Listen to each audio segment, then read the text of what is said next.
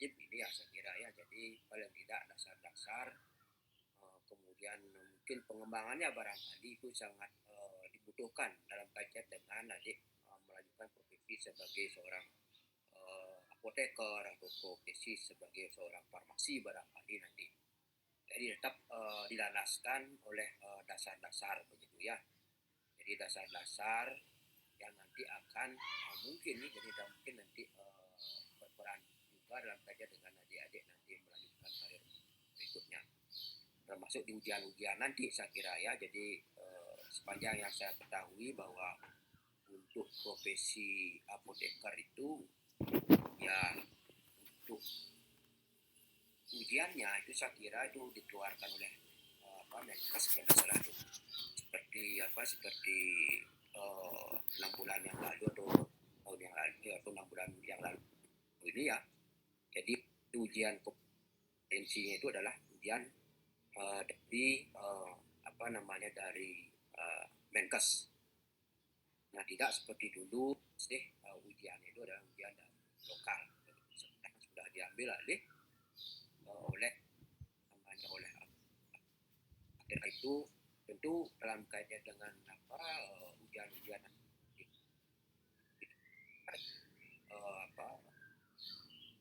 kita barangkali akan lebih gini, akan lebih sulit saya kira.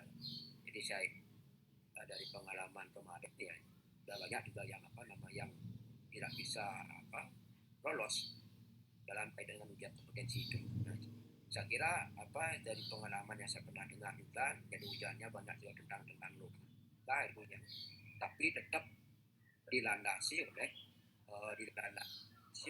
teori begitu ya.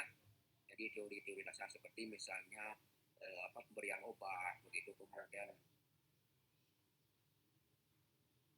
kalau orang diabetes mellitus pada saat kapan diberikan, nah itu kan harus tapi harus ada logikanya di sana. Nah, untuk logika ini ya tentu didasari oleh dasar-dasar teori begitu ya. Jadi supaya logika kita jalan begitu, yang dilandasi oleh teori-teori yang adik-adik pahami mengikuti kuliah begitu ya. Jadi itu yang harus jangan dilupakan, karena semakin ke depan saya kira kompetisi akan semakin ketat begitu ya. Jadi harus perlu dipersiapkan dari sejak ini begitu ya. Jadi ini saya hanya menjembatani saja, jadi tergantung dari adik-adik nanti begitu ya. Saya hanya memberikan satu dasar-dasar pemahaman mikrobiologi terkait dengan barangkali toksin barangkali, nah itu ada lebih lanjut begitu ya. Minggu lalu saya sudah banyak bercerita tentang pengenalan jamur. Jadi hanya pada mengundang saya kembali bahwa untuk istilah jamur itu ada banyaknya. Jadi ada pangi, ada cendawan, kemudian ada mold, kemudian ada juga kapang, kamir gitu ya. Jadi untuk memudahkan dalam penjelasan ya, saya beri istilah adalah kamir dan kapang. Kamir adalah sel tunggal begitu, sedangkan kapang itu ada bentuk filamen. Kemudian sudah kita jelaskan kemudian manusia begitu. Itu juga tipe-tipenya, kemudian termasuk juga identifikasi baik secara konvensional maupun ya. Jadi secara konvensional yang melihat ciri-ciri mikroskopisnya, ciri-ciri makroskopisnya dan mikroskopisnya. Kemudian untuk mikroskopisnya barangkali dilihat strukturnya barangkali ya. Jadi barangkali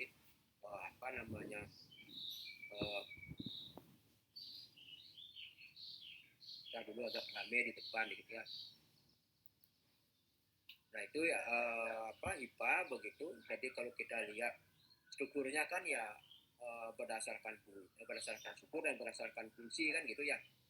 Jadi kalau berdasarkan struktur begitu, jadi kita lihat IPA-nya ada septatnya, kemudian tanpa ada septat, jadi tanpa ada septat dengan termasuk jamur-jamur primitif dia, di mana septat ini akan membatasi bagian-bagian sel ini.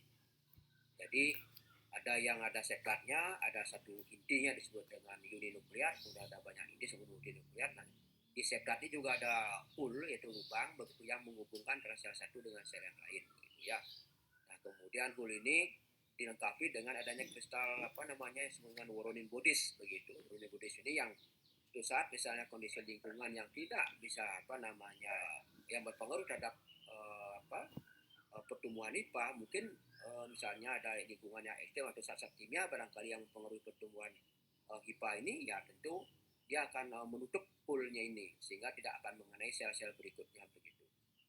Nah itu sebagai pertahanan itu dengan Woronin bodies begitu yang terjadi apa namanya kalau salah dari fosfor ya, yang komponennya itu, nah itu bisa menutup lubang sebagai salah satu alat pertahanan daripada ini apa jamur itu. Kemudian itu berdasarkan struktur ya. Jadi kalau berdasarkan fungsinya, jadi ada apa IPA vegetatif dan ada juga IPA generatif. Jadi kalau IPA vegetatif dia berada di bagian substrat, jadi dia akan berusaha nutrisi yang ada pada substrat pada media itu. Misalnya lihat menurut jamur di media DA begitu, itu ada arealnya, jadi ada IPA generatif yang biasanya ke atas begitu ya. Nah itu bertanggung jawab terhadap pembentukan ripa ya, jadi bertanggung jawab pembentukan spora ya. Jadi spora mungkin sudah saya jelaskan. Jadi pembentukan spora itu berdasarkan pertemuan gamet dengan spora seksual begitu, tanpa pertemuan gamet dengan spora aseksual. Nah kalau spora seksual ya ini ada pertemuan gamet, misalnya ada sidospora ya, ada azospora, kemudian ada basilospora.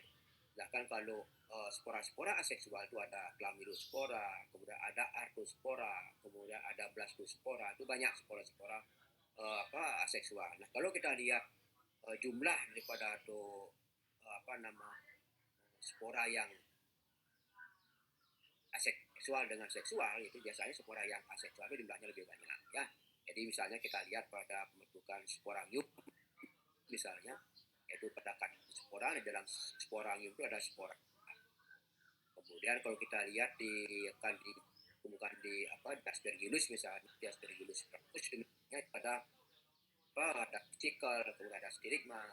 Kemudian stirigma ini ya yang di atas vesikel yang akan menopang letak daripada ini conidianya atau conidiosporanya begitu ya. Kemudian ada juga variasi HIPA. Jadi variasi HIPA itu ada food cell yang ada pada Aspergillus begitu. Kemudian ada risuit juga. Kemudian ada variasi yang lain seperti misalnya Cladospora. Artinya di dalam HIPA itu ada sporanya begitu. Kemudian ada juga Sclerotium. Jadi Sclerotium adalah alat pertahanan daripada jamur begitu ya. Jadi dia berikatan dengan kondisi lingkungan yang terlalu. Jadi dia bisa berikat. Misalnya kondisi membaik kembali itu lingkungan, Sclerotium itu akan kalau kita lihat dari struktur pipa, kemudian fungsi pipa. Kemudian minggu lalu jelaskan ada beberapa kelompok jamur ya, jadi yang tentunya beberapa menghasilkan toksin, seperti misalnya magic mushroom yang kemarin yang itu magic mushroom itu yang menyebabkan orang itu berhalusinasi begitu ya. Jadi karena dia mengandung psilocybin namanya. Jadi senyawa psilocybin yang dikandung itu kalau dia konsumsi kemudian dalam tubuh akan jadi namanya. Nah virus ini akan dikatakan dengan reseptor pada begitu kita menyebabkan terjadi halusinasi.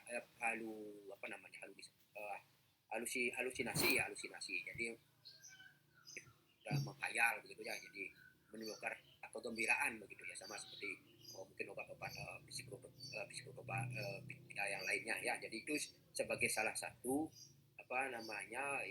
toksin yang juga dihasilkan oleh jamur dari kelompok-kelompok Basidiomycetes yang kemarin kita singgung. Kemudian juga ada mungkin nanti kita singgung tentang vaksin dihasilkan oleh Aspergillus. Kemudian ada juga penicillium. Jadi penicillium banyak diekspor untuk mendapatkan metabolit sekunernya sebagai bahan antibiotika. Jadi pertama sudah pernah ditemukan oleh Alexander Fleming namanya. Jadi dia menemukan kalau tidak salah penicillium notatum, kalau tidak salah itu dia menghasilkan penisilin yang dipergunakan dalam keadaan apa untuk membunuh atau bakteri-bakteri patogen gitu ya. Jadi itu ilustrasi yang saya berikan minggu lalu. Jadi untuk hari ini saya share konten dulu ya. Ada yang ditanyakan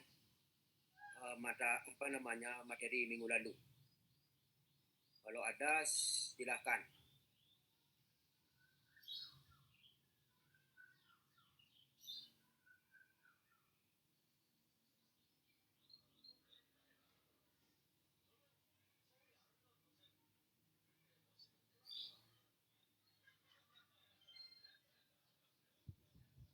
Ya.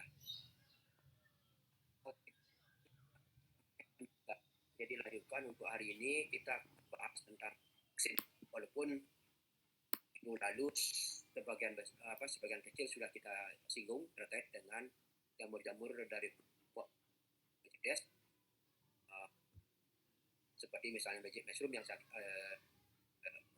tadi.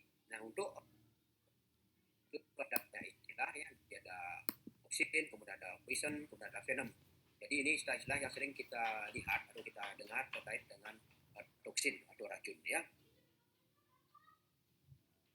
Nah, kalau kita lihat dari sejarah, jadi bagaimana toksin yang ada di jamur ini ada yang disebut dengan kasus Stachybotrys.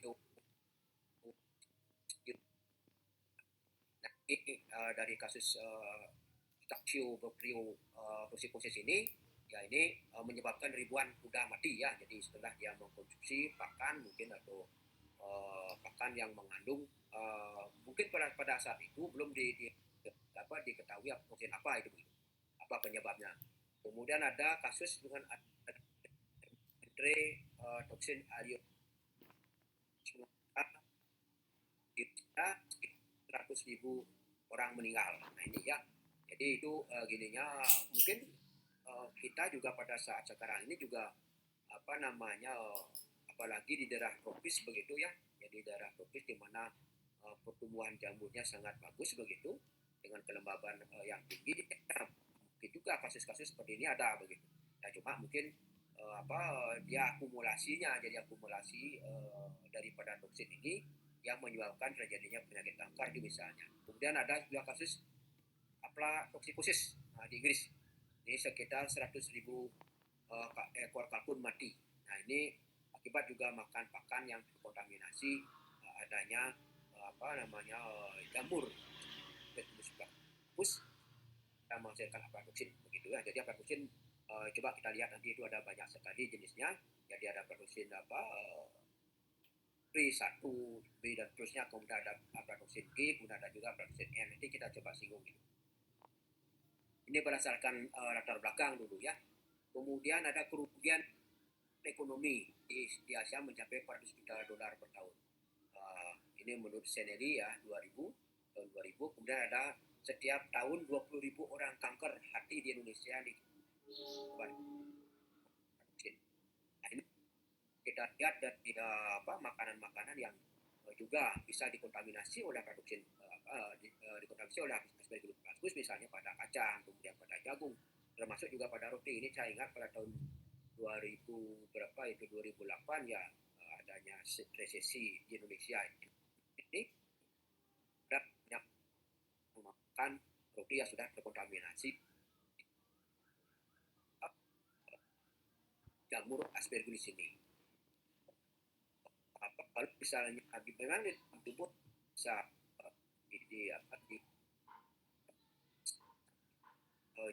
yang masuk dalam tubuh kan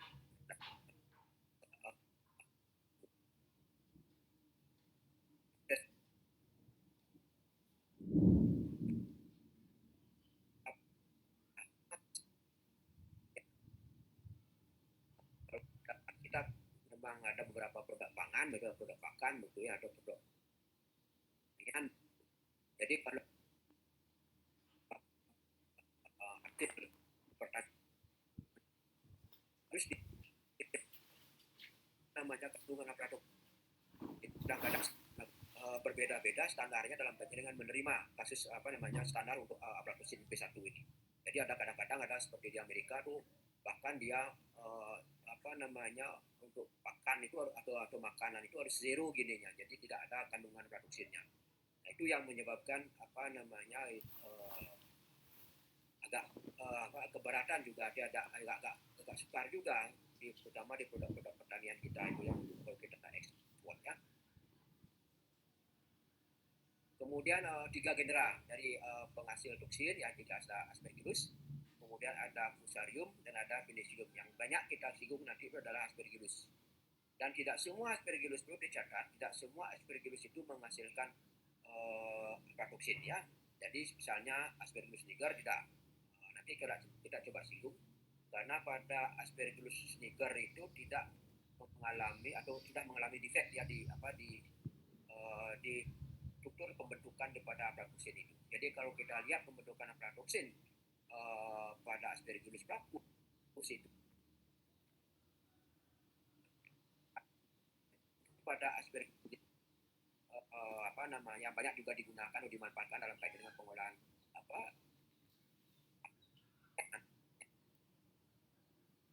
plasto begitu. Sangat dimanfaatkan dan semua juga Aspergillus itu menghasilkan aflatoksin begitu ya. Jadi ada 3 genera, jadi ada Aspergillus, kemudian ada Fusarium, ada Penicillium. Jadi kita bisa lihat kalau di strukturnya kalau Aspergillus itu ada fisikalnya barangkali, kemudian ada stigmanya, kemudian ada conidianya. Kemudian kalau Fusarium ini kalau kita lihat secara mikroskopis, nah ini ada makroconidia dan ada mikroconidianya. Jadi kalau kita lihat conidianya ada seperti kumparan dia.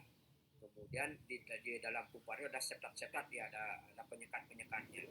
Nah itu kita bedakan. Sedangkan kalau pada Penicillium ya ada branch-nya di sini, ada cabang-cabangnya. Kemudian di cabang-cabang itu ada conidianya atau conidiosporanya.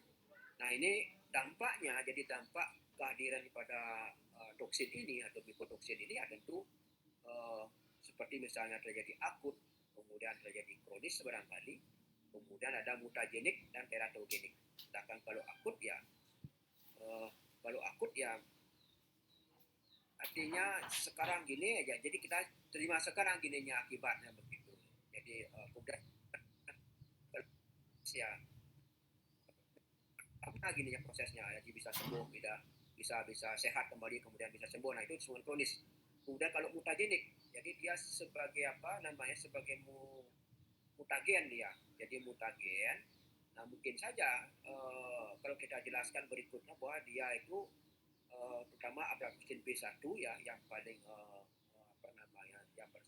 paling berbahaya begitu di antara aflatoxin yang lain, karena di dalam tubuh pada saat kita mengkonsumsi begitu dia akan diserap di darah, kemudian dibawa ke hati begitu. Nah di sana ada satu proses di sana, jadi dia bisa membentuk semacam epoxide begitu ya, jadi dia bisa mengikat DNA, kemudian bisa juga mengikat sitokrom dan sebagainya. Nah itu yang menyebabkan dia bisa menyebabkan tadi perubahan susunan gen sehingga bisa menyebabkan kanker hati itu. Kemudian kalau teratogenik ya tentu menimbulkan kecacatan. Jadi kecacatan pada pada bayi ataupun pada anaknya. Nah itu cuma teratogenik ya. Nah ini senyawa aflatoksin pada ternak dan pakan ini juga ya, kalau kita lihat ya, jadi kalau kita lihat, saya pernah juga menganalisis begini ya tentang aflatoksin B1 ini ya dengan menggunakan yang sungai teknik ELISA. Nanti coba kita singgung dengan teknik ELISA ini. Jadi enzim linked immunosorbent assay. Ini salah satu ilustrasi saja pada pakan ternak. Jadi pakan ternak atau pada makanan juga bisa. Jadi pada jagung kalau misalnya dulu pernah juga teman saya yang menganalisis tentang aflatoksin pada makanan-makanan tradisional Bali begitu ya. Jadi kemudian juga pada makanan seperti pada pecel begitu ya juga banyak setelah dicek ternyata kalau pada makanan pecel itu ya menggunakan kacang yang sudah terkontaminasi adanya Aspergillus flavus yang tentu menghasilkan aflatoksin ini. Nah itu juga kita konsumsi, jadi lama-kelamaan mungkin residu yang dapat menyebabkan terjadinya kanker hati. menyebabkan nekrosis pada sel hati begitu ya. Walaupun di dalam sel hati seperti saya jelaskan bahwa di dalam sel hati itu atau dalam organ hati itu ada sel-sel sel-sel makrofag yang berdiferensiasi yang disebut dengan sel-sel alveolar, bukan sel-sel Cooper begitu, yang berfungsi dalam kaitannya dengan memfagositosis antigen-antigen yang masuk ke dalam hati itu. Jadi ada peran daripada sel-sel Cooper di sana ya. Jadi walaupun ada sel-sel Cooper di sana, tetapi kalau misalnya jumlah antigennya masuk atau radikal yang masuk bisa berpengaruh terhadap fungsi daripada sel-sel makrofag yang ada di dalam hati, itu cuma sel-sel Cooper ya. Nah ini kalau kita lihat dampak daripada kalau kita terlalu banyak mengkonsumsi aflatoksin begitu, jadi makanan-makanan yang mengandung aflatoksin begitu ya, tentu dampaknya bisa menyebabkan sirosis pada hati. Ini bisa kita lihat antara hati sehat dengan hati yang mengalami sirosis. Nah itu jadi kita coba lihat bagaimana mekanismenya ya. Nah ini kalau kita lihat gininya, jadi ada komponen-komponen yang bisa menyebabkan terjadinya bisa inti pinoptik namanya, jadi ada penebalan inti, kemudian ada juga inti mengalami karioereksi ya, jadi gimana inti mengalami pecah, kemudian ada juga kariodisis, jadi sel kehilangan inti. Jadi kalau sel kehilangan inti ya tentu sel itu akan menyebabkan terjadinya nekrosis ya. Jadi kalau ini sel normal ya. Dan ini juga pernah saya lihat, jadi untuk saya juga pernah melakukan penelitian terkait dengan pemberian pakan begitu yang telah dikontaminasi dengan Aspergillus flavus begitu ya. Jadi kandungan aflatoksin kita beri, kemudian kita cek ininya fungsi hatinya. Jadi dengan melihat SGOT dan SGPT-nya, serum glutamik pyruvic transaminase, kemudian ada serum glutamik oxaloacetic transaminase.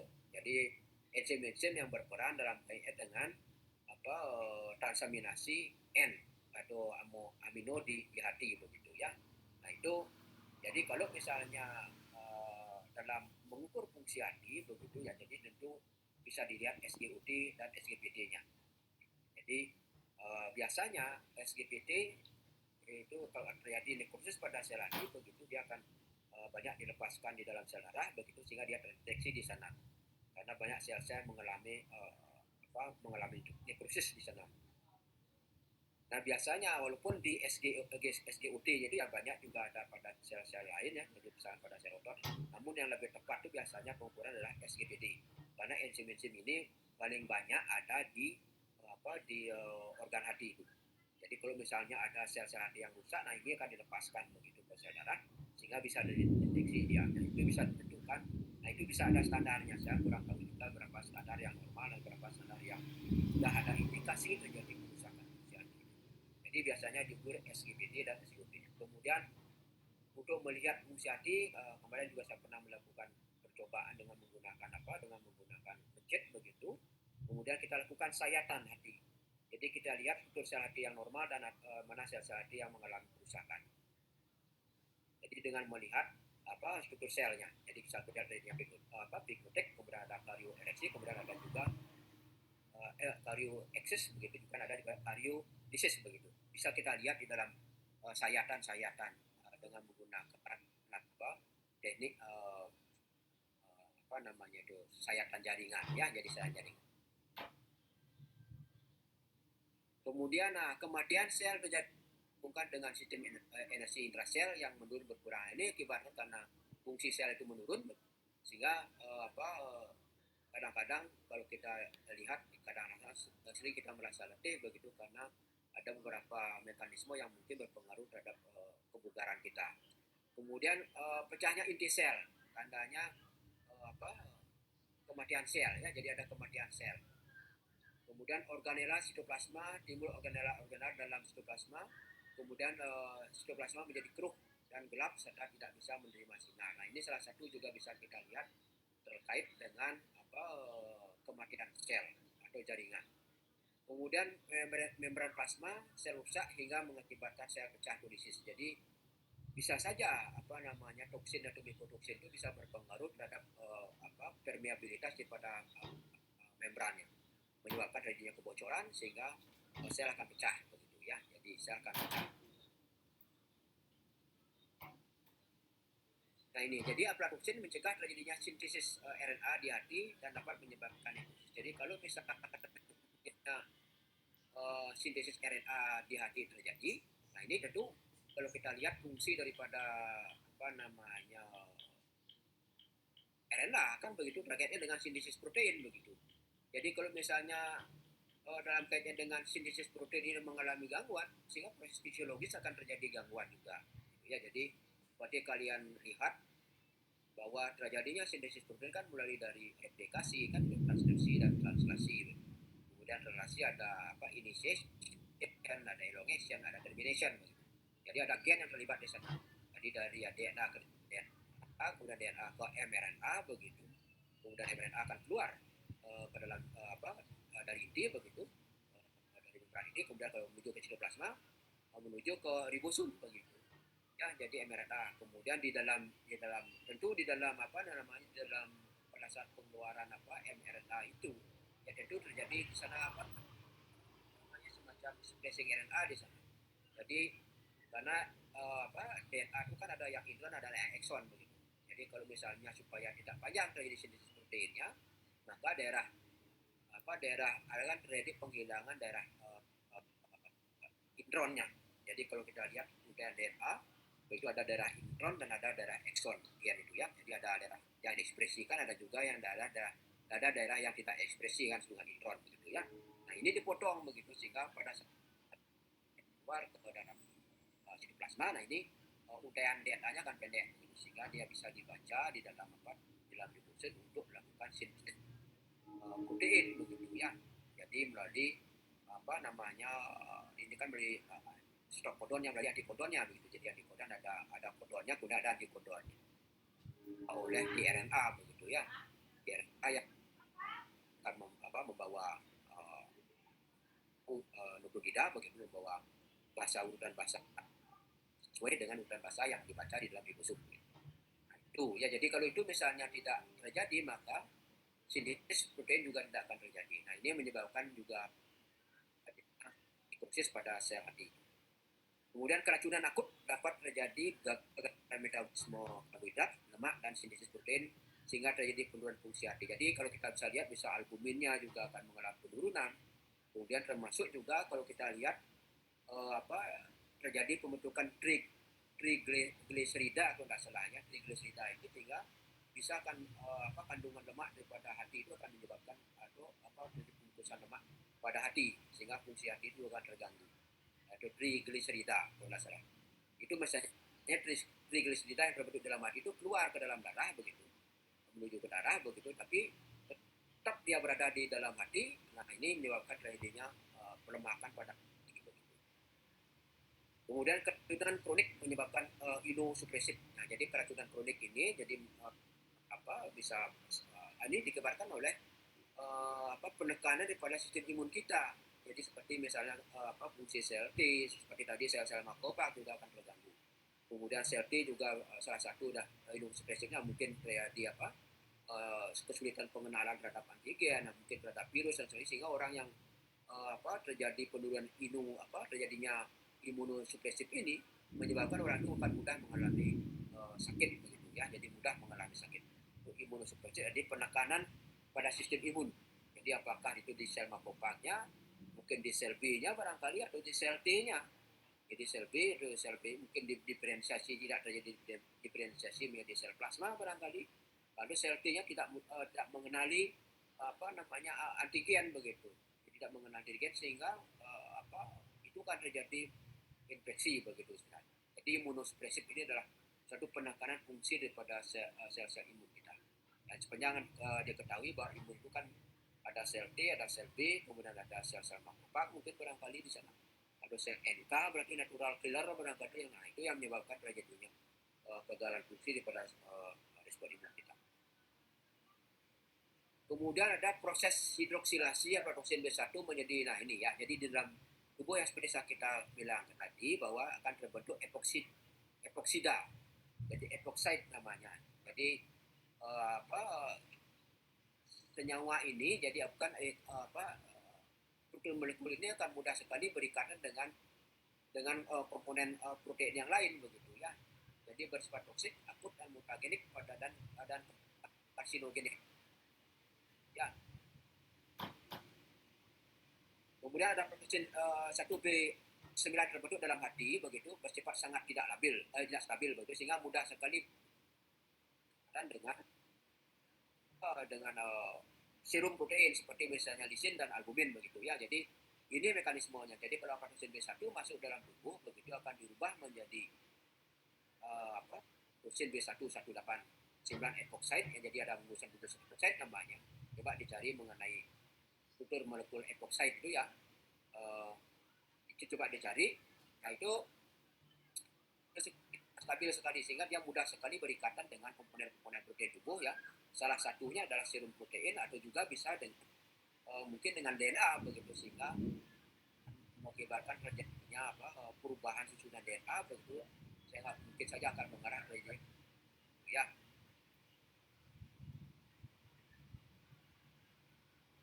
Nah 1-3%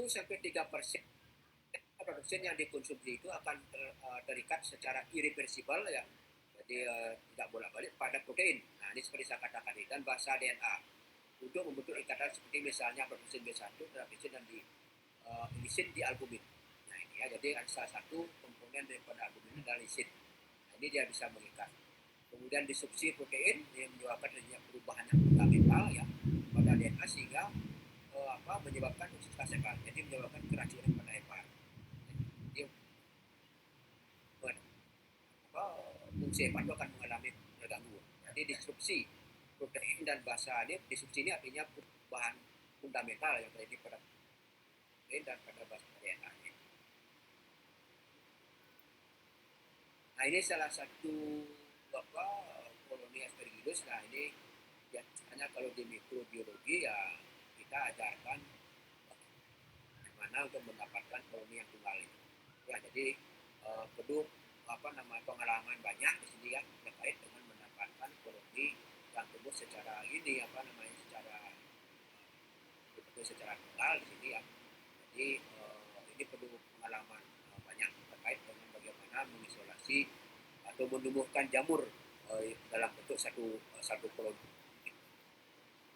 Jadi biasanya kalau yang tidak berpengalaman, biasanya ini satu cawan PT ini banyak ada koloninya begitu. Itu kan dokumennya kan kurang bagus. Jadi banyak dokumen kurang bagus ininya gambarnya ditampilkan dalam kait dengan penelitian. Jadi kita berusaha untuk mendapatkan koloni tunggal ini. Jadi cukup sulit juga ini. Jadi perlu pengalaman banyak ya. Jadi terkait dengan bagaimana mendapatkan koloni jamur yang kuat pada cawan PT itu adalah tunggal gitu ya. Nah ini kalau kita lihat secara mikroskopis ya, jadi secara mikroskopis dan stimulus-nya. Ini ada vesikulnya, kemudian secara elektron barangkali dilihat ya. Jadi ada stigmanya, ini ada conidianya. Ini kalau misalnya Aspergillus banyak sekali jenisnya, dalam identifikasi adalah bentuk fisikalnya. Ini fisikalnya, kemudian juga tingkatan stigmanya. Jadi sel gada ini, sel berbentuk gada ini. Kemudian ini sebagai bantalan daripada terbentuknya conidia. Conidiospora ini. Nah ini juga salah satu digunakan dalam teknik mengidentifikasi jamur Aspergillus ya, apakah conidianya halus, bergerigi seperti ini begitu. Dia harus betul-betul diamati secara baik begitu untuk bentuk-bentuk daripada spora ini, atau Conidiospora ini ya. Jadi kadang-kadang kalau pada parasitikus ini fisikalnya mungkin tidak seperti impor ini. Jadi kadang-kadang lebih gini dia lebih lonjong dia seperti korek itu ya. Jadi itu juga salah satu digunakan dalam kaitannya mengidentifikasi Aspergillus. Jadi ada Aspergillus parasitikus, ada Aspergillus niger, ada Aspergillus lacus. Ini salah satu mengidentifikasi secara konvensional dengan mengamati sifat makroskopis dan sifat mikroskopis. Kemudian untuk menentukan jumlah spora ini bisa kita tentukan dengan menggunakan yang disebut dengan hemosidometer number ya. Jadi dengan peta-peta sama seperti pernah kalau kalian mengukur sel darah begitu ya, dengan sel darah ya. Jadi dengan menggunakan hemosidometer number. Jadi berdasarkan peta-peta ini bisa kita tentukan populasi daripada spora yang nanti kita ujikan atau kita gunakan sebagai spora uji itu misalnya. Ya, jadi bisa kita tentukan menggunakan hemosidometer number. Kemudian mikotoksin dari genus Saccharomyces ya, jadi ada seperti ini Aspergillus flavus, sudah ada Aspergillus parasiticus yang menghasilkan ochratoxin, kemudian ada Aspergillus ocraceus menghasilkan ochratoxin, kemudian ada juga Aspergillus versicolor. Ini ada Strigmatocystin namanya. Jadi Strigmatocystin. Ya, jadi ini toksin-toksin yang di ini. Bagaimana menentukan ini ya, nanti kita coba bisa dilakukan dengan apa, dengan kolom kromatografi juga bisa, dengan menggunakan TLC juga bisa nanti untuk mengisolasi daripada toksin-toksin ini. Kemudian untuk mengujinya mungkin dengan apa, dengan tes ELISA seperti misalnya aflatoksin B1 yang pernah saya kerjakan. Nah, dengan catatan di kalau kita menggunakan enzim kit immunosurveillance begitu. Jadi di sana ada apa, semacam antibodi di sana. Jadi yang melacak daripada ininya antigen begitu ya. Jadi antigen setiap vaksin misalnya kalau kita biasanya di ELISA itu ada satu kit gitu sepanjang serangkaian kit yang digunakan dalam kaitan dengan menganalisis vaksin ataupun Strigmatocystin ini. Nah, vaksin ini ada vaksin B1, B2, G1, G2. Namun yang paling paling potensial menyebabkan kanker adalah vaksin B1. Kenapa demikian? Seperti saya jelaskan tadi, dia untuk epoxide setelah dikonsumsi ya di dalam hati. Nah ini dia bersifat tidak stabil. Jadi dia bisa mengikat komponen-komponen protein tubuh seperti misalnya pada membran, pada DNA, pada albumin, jadi pada lisit ini saya jelaskan tadi. Nah ini salah satu ini ya. Jadi nah perlu diketahui juga bahwa jamur Aspergillus flavus ini memang jamur yang dia paling kuat ininya, dia bisa hidup pada kondisi yang kritis gitu. Jadi itu jenis sifat pada Aspergillus flavus. Coba kalian lihat pada pakan dan pada kondisi yang kritis begitu, dia bisa ada ininya. Nah salah satu ciri yang pada Aspergillus flavus adalah ada variasi tipanya disebut dengan pusel.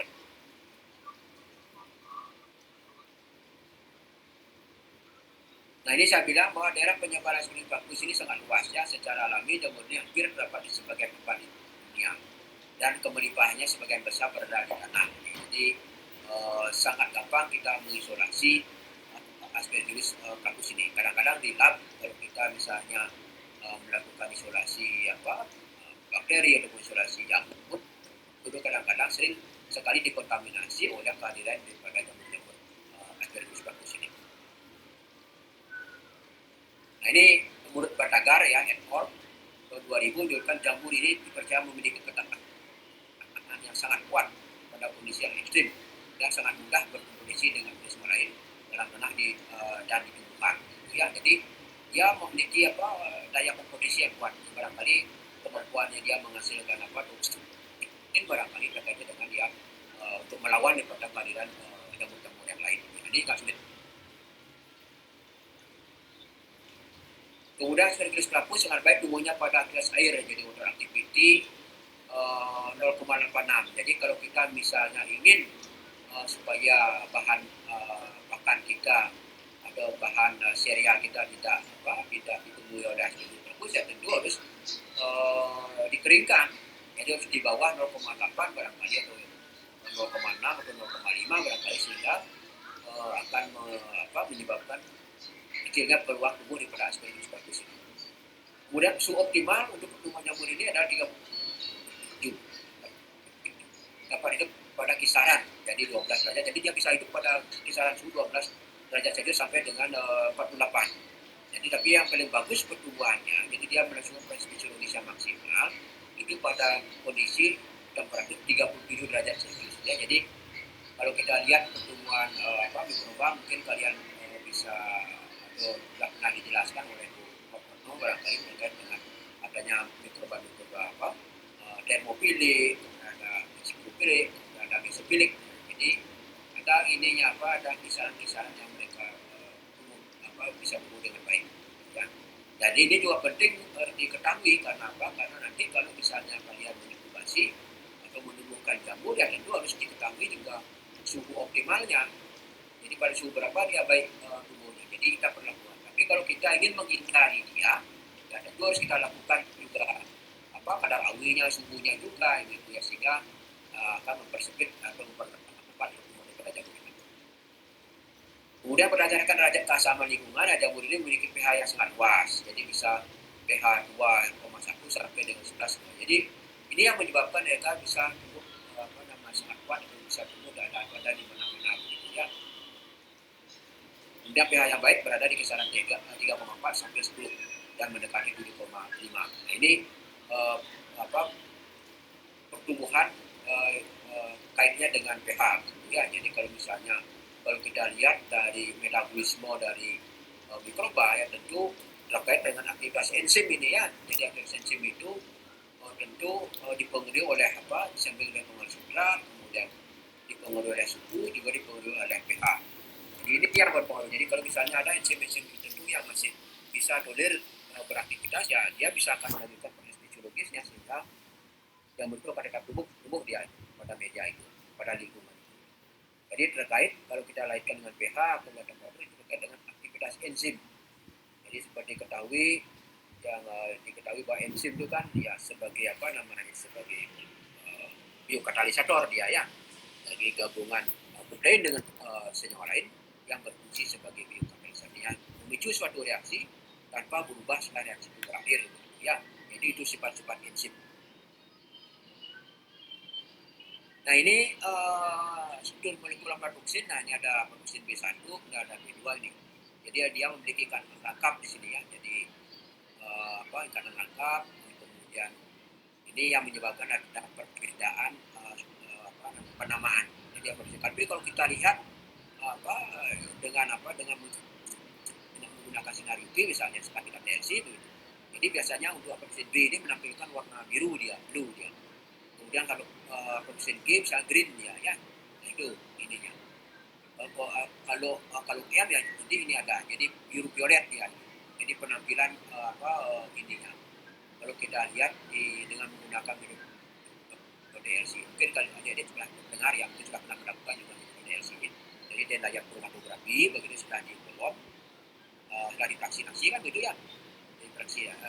Dilewatkan kadang-kadang ini kan kita menggunakan software yang berbeda polaritasnya, begitu kita tampung begitu. Kemudian kita hasil tampung dengan menggunakan kolom, ada silika gelnya juga di sana begitu ya.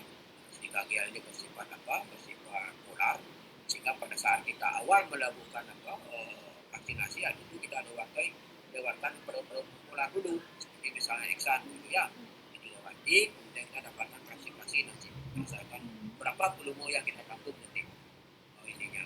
Tentunya harus ada ini juga ekstraknya juga ya, seperti ekstrak misalnya pakan ataupun jagung yang kita hancurkan dulu, kemudian kita isolasi ininya, kemudian kita lewati ininya setelah evaporasi baru kita lewati, kemudian kita tampung hasil fraksi-fraksinya ini, kemudian kita TLC di layar kromatografi.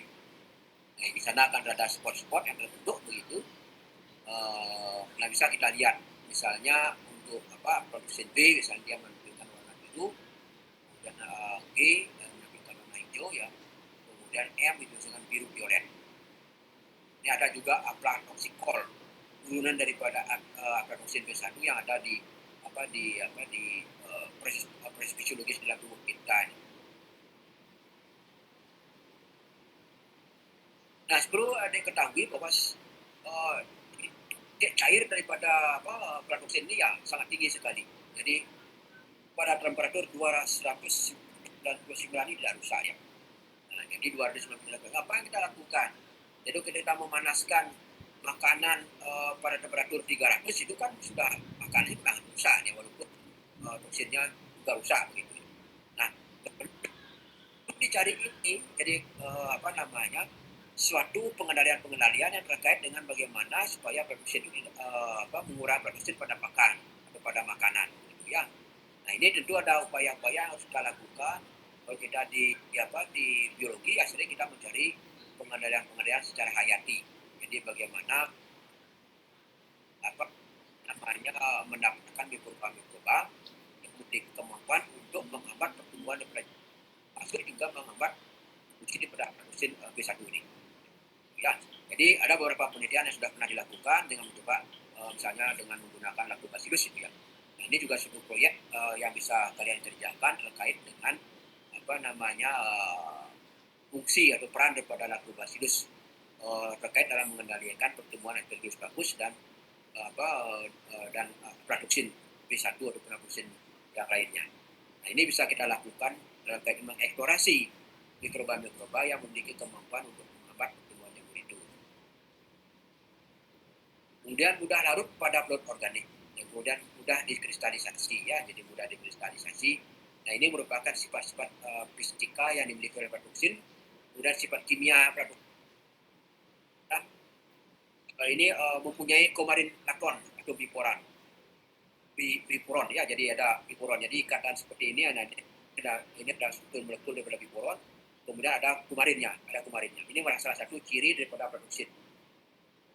Kemudian ini berdasarkan cincin siklopentanoidnya, jadi ada siklopentanoid, jadi pentanoidnya juga ya.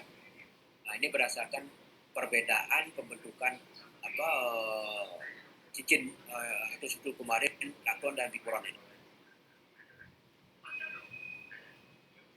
Nah, ini saya bilang bahwa untuk pembentukan aflatoksin ini, jadi banyak mekanisme. Jadi sampai kalau tidak salah ada 21 gen yang terlibat di sini. Jadi pada Aspergillus niger ini tidak terjadi. Jadi dia mengalami defek pada beberapa gennya. Jadi defek itu artinya kegagalan fungsi daripada gen itu sehingga proses berikutnya pembentukan aflatoksin tidak terjadi. Jadi sangat rumit sekali pembentukan daripada aflatoksin ya. Terkait dengan yang dihasilkan oleh Aspergillus flavus. Jadi menghasilkan aflatoksin dengan melibatkan 21 macam gen.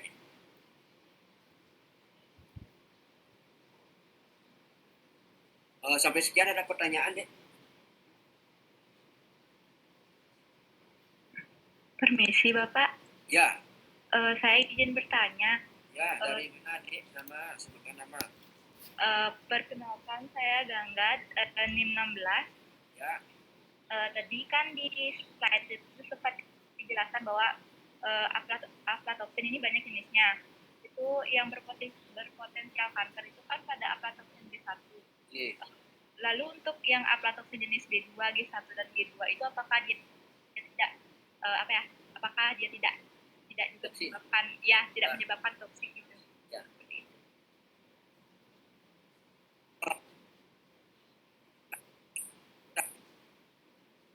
Jadi ada pertanyaan tadi dijelaskan bahwa yang paling toksik itu adalah aflatoksin B1. Kemudian bagaimana dengan aflatoksin B2, kemudian yang 1 atau G1 atau G2? Ada yang bisa komentari?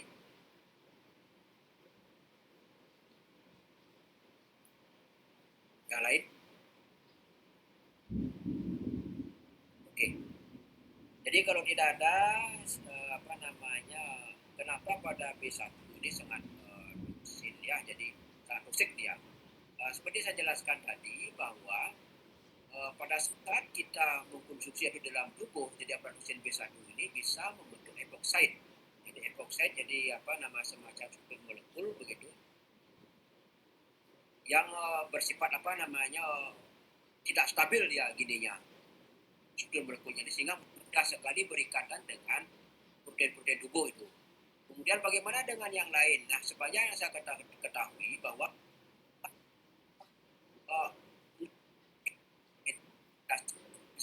jadi ada juga senyawa-senyawa itu yang mungkin juga bisa menyebabkan terjadinya, tapi tidak sedahsyat daripada aflatoksin B1 gitu. Karena pada aflatoksin Itu untuk epoxide yang saya jelaskan tadi ya. Jadi tidak ada penjelasan kenapa pada B2, kemudian pada G1, kemudian pada M itu tidak disinggung terkait dengan ini. Tapi yang saya ketahui, jadi penjelasan yang saya ketahui, kemudian saya juga pernah melakukan begitu ya terkait dengan proses. Nah ini mungkin saja memang prosentase pembentukan daripada epoxide itu tidak terjadi barangkali, atau mungkin saja bahwa toksin ini bisa juga berpengaruh terhadap fungsi-fungsi sel yang lain barangkali ya. Jadi karena dia kan mungkin saja sebagai radikal bebas barangkali ya, sebagai radikal bebas ini juga akan berpengaruh terhadap fungsi-fungsi sel yang lain. Seperti misalnya kalau terus dipaparkan aflatoksin baik itu B1 ataupun aflatoksin B yang lain barangkali, nah ini juga akan mengganggu fungsi-fungsi sel yang lain seperti misalnya sel makrofag itu saya kira ya.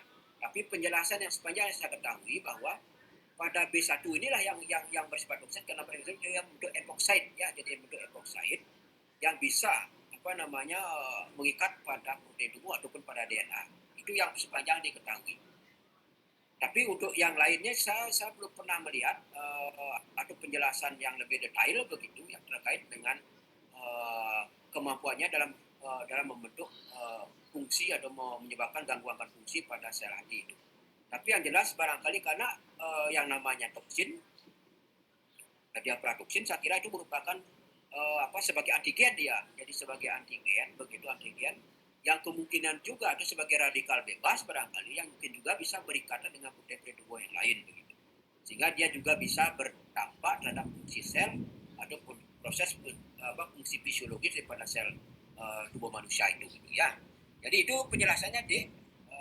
Karena yang namanya toksin begitu, tapi pasti saja saya kira ada dampaknya terhadap gangguan fungsi-fungsi sel di dalam tubuh. Saya kira seperti itu. Tapi yang konsentrasi penjelasan yang lebih detail itu adalah kenapa pada aflatoksin B1 ini ada membentuk epoxide nih saya bilang tadi. Jadi dia bersifat tidak stabil dan mudah berikatan dengan DNA, kemudian mudah berikatan dengan protein tubuh, sehingga dia bisa kalau misalnya pada DNA dia bisa menyebabkan kegagalan sintesis daripada DNA atau menyebabkan kegagalan sintesis mRNA barangkali, atau bisa juga dia menyebabkan terjadinya kerusakan pada DNA sehingga pada saat terjadi pelekukan barangkali, sehingga pada saat terjadi sintesis protein itu tidak terbentuk protein yang normal begitu, barangkali terbentuk protein yang tidak normal barangkali ya, yang tidak ini, sehingga mestinya sel berhenti membelah begitu, kemudian sel terus membelah begitu, atau tidak terjadi stop codon begitu. Kalau kita lihat dari sintesis protein kan ada heterogen, ada terminasi, ada awal codonnya, kemudian ada stop codonnya yang menghentikan protein itu, sehingga kalau ini bisa terbentuk terbentuk terus protein ini sehingga sel itu bisa membelah terus. Itu salah satu contoh ilustrasinya ya terkait dengan tragedinya masalah kanker ataupun tumor barangkali terjadi di hati. Saya kira itu deh. Baik Pak, berarti bukan berarti yang B2 dan B2 itu tidak toksik, tapi pasti ada toksiknya saya kira ya tapi untuk epoksida itu ya, untuk epoksida. Jadi saya kira itu deh, karena itu kan radikal bebas juga, dia artinya bisa saja dia mengganggu fungsi-fungsi sel yang lain. Karena dalam riset itu lebih banyak dikonsentrasi pada aflatoksin B1 itu ya. Oke? Baik Pak, terima kasih. Oke. Kemudian efek aflatoksin pada manusianya, efek aflatoksin kerusakan hati, kemudian pada karsinogenik, kanker hati seperti tadi juga ya, jadi berisi sama toksin yang lain juga. Kemudian efek yang lain ya, kadar gula darah menurun, kadar lemak menurun akibat sintesis lemak pada hati terganggu begitu. Kemudian penurunan sintesis protein albumin, globulin. Nah ini biasanya ini saya pernah alami sendiri ya, jadi orang tua saya pernah sirosis begitu. Kemudian terjadi penurunan penurunan produksi daripada albumin sehingga harus disuplai dari luar. Mungkin ada bisa pelajari apa fungsi albumin barangkali ya, bagaimana albumin tidak sana ranahnya begitu. Jadi adik bisa lihat apa fungsi albumin terkait dengan fungsi albumin di hati itu. Sepanjang saya tahu bahwa fungsi atau kegagalan fungsi hati itu juga terjadi penurunan produksi pada albumin, termasuk globulin, termasuk total protein darah gitu ya.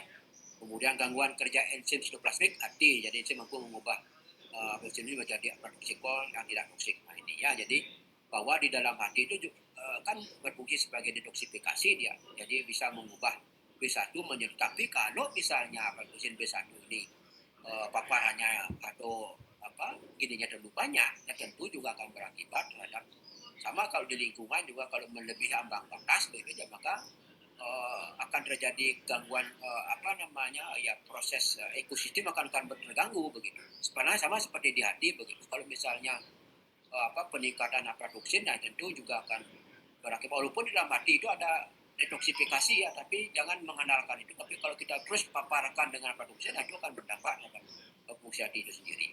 Jadi bisa lihat dari kanker hati itu ya. Jadi mikotoksin dari genus Fusarium ada ini yang lain ini, jadi ada toksin trikosen, kemudian ada seralenon. Ini saya kira juga berpengaruh juga terhadap proses fisiologisnya.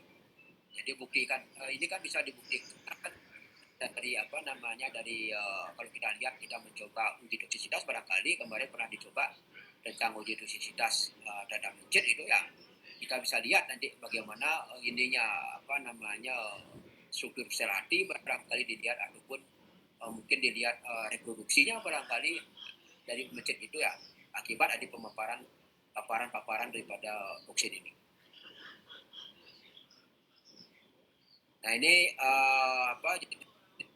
jenisnya, keberadaan kelima toksin pada pangan ya, ada toksin B1, B2, G1, G2. Kemudian ini juga bilang, jadi coba dilihat ini ada B1, B2 seperti pengaruh ditimbulkan karsinogenik. Berarti kan B2 maupun G1 juga berakibat. Kemudian ada embrio toksik itu loh. Ini menunjang pada penjelasan yang tadi ya. Jadi bisa berpengaruh ini aflatoksin B1, B2, G1, G2 juga. Cuma dalam kaitan dengan toksisitas kan yang lebih besar pengaruh ada B1 itu. Ya.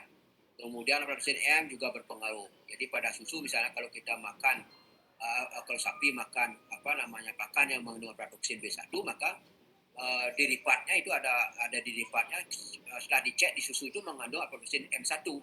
Kalau kita analisis dengan menggunakan TLC. Jadi menyebabkan juga karsinogenik. Ada pumonisin juga menyebabkan karsinogenik akut ya. Kemudian ada seralenon. Jadi yang disebutkan Fusarium juga menyebabkan sistem reproduksi yang saya bilang tadi.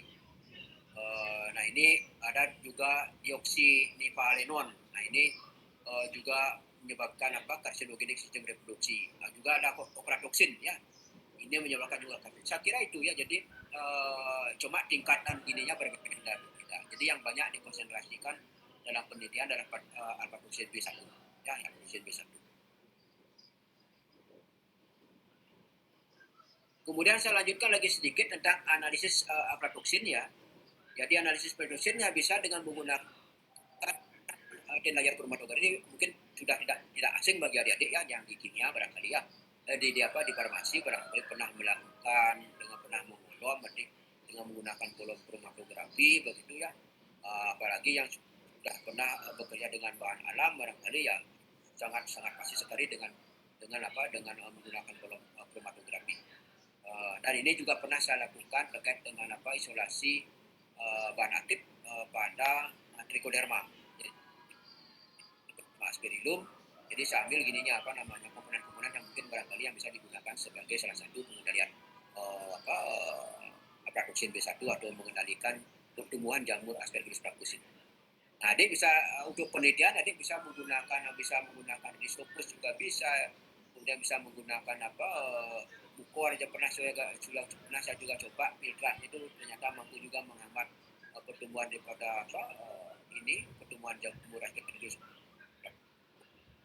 Itu tidak susah itu ya. Jadi kita ambil filtratnya, kemudian kita kasih di media, kemudian kita kasih kloni Aspergillusnya. Jadi kita tanam di sana, kemudian kita lihat pertumbuhan daripada Aspergillus flavusnya dibandingkan dengan kontrol bagaimana daya hambat atau bagaimana pertumbuhan daripada Aspergillus flavus yang diberikan oleh pemerintah dengan kontrol, begitu bisa dilihat. Kemudian kita bisa runut lagi apa yang dihasilkan, apa dia menghasilkan enzim, apakah menghasilkan asam saja filtratnya itu atau menghasilkan metabolit sekunder. Nah itu bisa kita runut, bisa kita telusuri lagi. Misalnya kalau kita memprediksi bahwa dia itu mungkin menghasilkan metabolit, ya bisa kita apakah enzim yang bekerja untuk menghambat pertumbuhan jamur ini atau apakah pH-nya atau nah, bisa kita filtrat ini misalnya cek ternyata pH-nya adalah 3 itu misalnya filtrat ini. Kemudian kita lakukan ini uji begitu ternyata filtrat ini mampu membunuh kan begitu, membunuh atau menghambat pertumbuhan daripada jamur Aspergillus flavus secara in vitro yang kita jelaskan ya. Kemudian kita cek, kemudian kita tingkatkan pH-nya ini. Jadi dengan menggunakan apa yang untuk menaikkan pH begitu sampai pH-nya 7. Kemudian kita uji lagi. Ternyata misalnya dia tetap mampu menghambat, berarti bukan pH yang menyebabkan. Kemudian kita telusuri lagi, apakah enzim yang menyebabkan yang memiliki kemampuan untuk mendegradasi atau menghambat pertumbuhan jamur Aspergillus flavus ini. Kita telusuri, kita panaskan filtrat ini pada temperatur 70 misalnya. Kemudian kita uji filtratnya lagi. Ternyata dia memiliki kemampuan juga, berarti bukan enzim yang menyebabkan gangguan daripada pertumbuhan jamur Aspergillus flavus. Kemudian kita cari mungkin metabolit sekundernya ya. Tentu kita mengambil metabolit sekunder dan kita lihat nanti ininya dengan menggunakan kolom kromatografinya. Jadi kita cakupan fraksi-fraksi, kita uji begitu. Kemudian kita bisa deteksi dengan menggunakan APLC atau menggunakan GCMS juga bisa. Jadi mungkin ini sudah sering dilakukan, saya tidak akan jelaskan secara panjang lebar ini terkait dengan penggunaan TLC dan kolom kromatografi, termasuk juga APLC. Jadi APLC saya belum ini coba kemarin dengan menggunakan GCMS sekarang begini. Jadi kalau pemurnian ya dengan menggunakan APLC. Jadi apa sport yang itu kemudian dimurnikan begitu sampai kita mendapatkan senyawa murni baru diinjeksikan ke APLC. Kemudian yang pernah saya lakukan juga dengan teknik ELISA. Jadi enzim linked immunosorbent assay ya. Jadi di sini ada antibody. Kemudian ada juga enzim yang dilabel dengan antibody yang dilabel dengan enzim. Makanya disebut enzim linked immunosorbent assay. Ya. Nah ini kalau identifikasi metabolit sekunder yang pernah saya lakukan seperti ini ya. Jadi dengan menggunakan fraksi, kemudian evaporasi, mendapatkan crude ekstrak, kemudian dengan menggunakan kolom, kemudian mendapatkan fraksi, kemudian mendapatkan TLC, begitu kemudian GCMS itu mendapatkan metabolit sekunder. Jadi dari TLC kita lihat, kemudian dari kolom ini kita lihat mendapatkan fraksi-fraksi, kemudian kita TLC, mana yang memiliki spot yang sama, begitu ini belum bagus ini pemisahannya ini. Jadi mungkin pengembangannya tidak bagus ya, jadi pengembangan pelukan kita gunakan tidak bagus sehingga menghasilkan kadang-kadang spot masih ada kita seperti ekor ini sehingga menyebabkan pemisahannya kurang bagus ini. Yang perlu ditelusuri lagi sampai kita mendapatkan pemisahan yang senyawa yang bagus ya.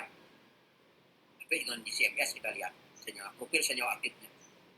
Kalau ini kan partisi ini, jadi partisi dengan menggunakan solvent satu solvent saja, jadi atau boleh dengan perbandingan metanol berbanding kloroform boleh juga. Kita ini kan tidak ada dua fase di sini, ada fase air dan ada fase kloroform metanol begitu ya. Jadi untuk partisi. Nah ini untuk prosedur kerja ELISA, jadi yang pernah lakukan. Nah, ini ada semacam kit ya, jadi ada well begitu ada sumur-sumur yang biasanya ada 5 sampel nih. Jadi harganya cukup lumayan ini ya. Jadi untuk satu kit ini, satu proses ELISA ini biasanya ada itu harganya sampai 7 sampai 8 juta lah harganya. Jadi untuk analisis yang pernah saya lakukan untuk aflatoxin B1 ya. Jadi ada sampel yang saya kerjakan, saya pernah lakukan begitu ya. Jadi kita jadi sampel itu kita ekstrak begitu. Kemudian ini ada sampelnya. Ini sampelnya kemudian kita masukkan ke dalam well-nya ini. Jadi well sesuai dengan prosedurnya. Jadi ini ada kemudian setelah dilakukan prosesnya ada prosedurnya, ini ada standarnya juga, kemudian ada pencucinya juga ada itu. Jadi ada prosedurnya, ini kita mengikuti prosedurnya kita akan bisa melihat reaksi yang terjadi pada well ini. Kalau misalnya pada sampel ini ada kandungan aflatoksin B1-nya. Jadi saya pernah mengerjakan, kemudian saya juga pernah dibantu oleh Pak Prof. Mantik begitu terkait dengan analisis aflatoksin B1 yang ada di FKH. Jadi FKH kemudian untuk uji toksisitas saya dibantu oleh Pak Gede namanya di farmakologi begitu, untuk melihat apakah filtrat yang saya dapatkan itu bersifat toksik tak. Jadi dengan mengukur SGOD dan CVD yang saya jelaskan tadi. Kemudian melihat melakukan sayatan hati untuk melihat mana sel-sel hati normal dan mana sel-sel hati yang mengalami kerusakan atau mengalami nekrosis begitu ya. Jadi ini satu proses begitu, saya akan jelaskan secara detail begitu. Untuk yang jelas bisa dilakukan dengan menggunakan ELISA ini. Jadi enzim linkage ini ada standarnya. Kemudian ada rumusnya juga ya. Jadi rumusnya untuk mengikuti prosedur daripada ELISA ini. Ya. Ini ada jadi absorban value standar, kemudian ada sampelnya, kemudian ada ini binolnya. Ini ada rumusnya. Jadi kita akan mendapatkan absorbansi atau persen maksimal bindingnya. Jadi di sini kan prinsip kerjanya adalah di mana pada well ini, jadi well ini sudah dilapisi oleh antibodi antibodi yang spesifik terhadap aflatoksin B1. Itu intinya. Jadi makanya disebut dengan imunosorben. Jadi imunosorben EC. Nah, jadi di well-nya ini, di lubang-lubangnya ini ya. Jadi kalau gagal dalam kaitan dengan menguji ini, jadi kalian akan gagal harganya ya 5 sampai 6 juta lah. Kalau dulu ini saya tahun 2015 sudah melakukan ini. Jadi harganya 5 sampai 6 juta dulu. Sekarang mungkin sudah meningkat harganya ya, jadi untuk well ini. Jadi sumur-sumur ini yang sudah dilapisi antibodi spesifik terhadap aflatoksin. Jadi kalau misalnya aflatoksin pada sampel ini ada, berarti dia akan akan terikat pada antibodi ini. Kemudian dicuci begitu, kemudian ditambahkan dengan antibodi yang dilabel dengan enzim begitu. Kemudian kalau misalnya memang ada aflatoksin B1 pada sampel ini, dia akan berubah jadi warna biru seperti ini. Kemudian ditambahkan substrat, karena enzim itu kan kaitan dengan substrat gitu. Ditambahkan akan indikatornya akan kelihatan warna biru. Jadi semakin warnanya semakin pekat, barangkali komposisi atau kandungan daripada aflatoksinnya akan semakin tinggi di sana. Jadi karena semakin banyak yang diikat di dalam well ini oleh antibodi yang spesifik terhadap aflatoksin B1. Ya, jadi tinggal dibaca dengan menggunakan ELISA namanya, kemudian lakukan perhitungan, kita akan mendapatkan seperti ini. Jadi ada standar yang kita buat begitu, kemudian ini sampelnya. Jadi sampel sehingga kita akan melihat nanti misalnya bidding site apa yang kita dapatkan misalnya pada posisi ini misalnya. Ini kita tinggal menarik garisnya, ternyata kadar aflatoksinnya sekian gitu ya, ppb. Nah, itu ya, jadi kemudian jadi satuannya dapat standar ini aja. Jadi kita akan, kalau kita pada posisi 10 misalnya, kita di sini pada posisi mana bisa di sini regresi kurva normal ini ya. Jadi ada kurva yang kita buat berdasarkan standar yang kita lakukan gitu ya. Jadi berapa hasil perhitungan tadi sampel-sampel kita tinggal menentukan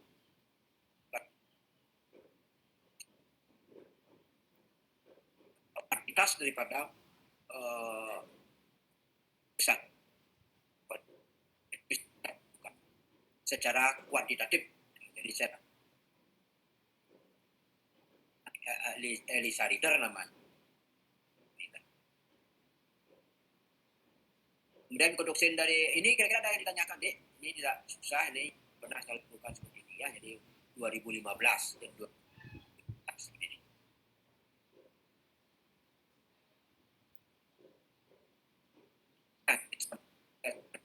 Mikro dimasukkan yang kemudian soalnya prosedurnya deh tidak susah ini. Ikuti saja prosedurnya, akan terlihat nanti perubahan warna yang ada. Kalau misalnya pada sampel itu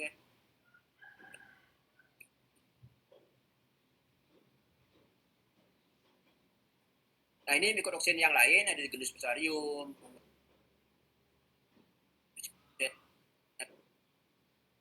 tidak banyak dijelaskan. Banyak ini adalah bahkan yang dipakai standar juga tidak sama. Ini Fusarium seperti saya bilang tadi bahwa dia memiliki makrokoridia untuk kumparan, ya jadi kumparan. Kemudian di Penicillium, ya di Penicillium ini branch-nya, jadi cabang-cabangnya. Jadi cabang-cabangnya, kemudian di atas cabang-cabang ini ada koridianya. Ini kalau ini koloninya ini cukup tidak bagus ini sebenarnya. Jadi karena masih ada spora-spora atau koloni-koloni yang lain. Jadi biasanya yang bagusnya adalah satu cawan di sini ada satu koloni. Kalau bisa sampai di sana saya yakin dia sudah mahir itu ya terkait dengan menumbuhkan jamur pada cawan Bacteroides ya.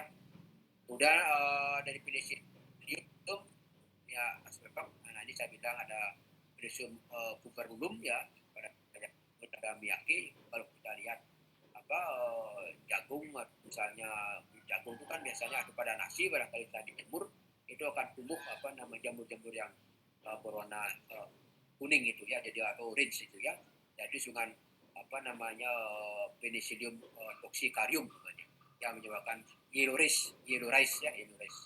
Kemudian ada sakaki di Sungai Gayo ini dipenemukan oleh daun sakaki di Sungai Yellow rice. Nah ini antibiotika jadi yang diisolasi dari bahkan sekarang ada mahasiswa S2 biologi yang sudah mengeksplorasi dari antibiotika yang ada di rumput laut. Jadi yang indofit jadi karena apa? Karena banyak ada bakteri-bakteri yang resisten sekarang seperti misalnya MRSA itu. Jadi methicillin resisten Staphylococcus aureus sehingga ada beberapa peneliti untuk mengeksplorasi lagi beberapa kandidat-kandidat mikroba yang memiliki kemampuan untuk menghambat dan digunakan sebagai antibiotika nanti. Saya kira itu deh untuk mikotoksin tidak banyak. Kalau ada yang ditanyakan silakan.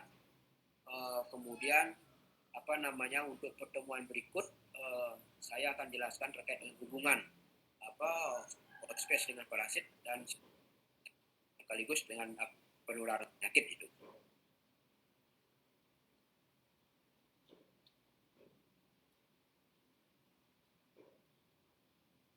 Oke dek, ada yang ditanyakan?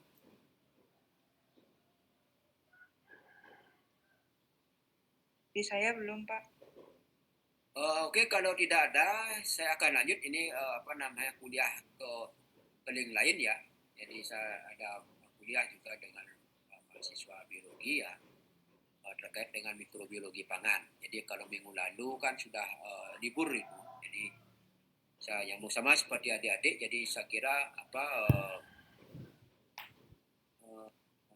jadi dari sepanjang hari ya duduk di laptop begitu. Jadi mau tidak mau ya suka tidak suka ya harus kita jalani walaupun nanti pada akhirnya ya kita lihat di hasilnya nanti. Jadi di hasil UTS-nya saya lihat kalau memang tersungguh-sungguh mungkin kalau mendengarkan saya kira karena materi yang saya berikan semua ada yang di penjelasan saya termasuk juga di PPT saya begitu ya. Jadi kalau misalnya adik-adik yang mendengarkan penjelasan saya kemudian membaca tambah lagi begitu sehingga nanti pada saat UTS saya lihat hasilnya. Tapi kalau tahun lalu hampir artinya semua nilainya bagus-bagus ya.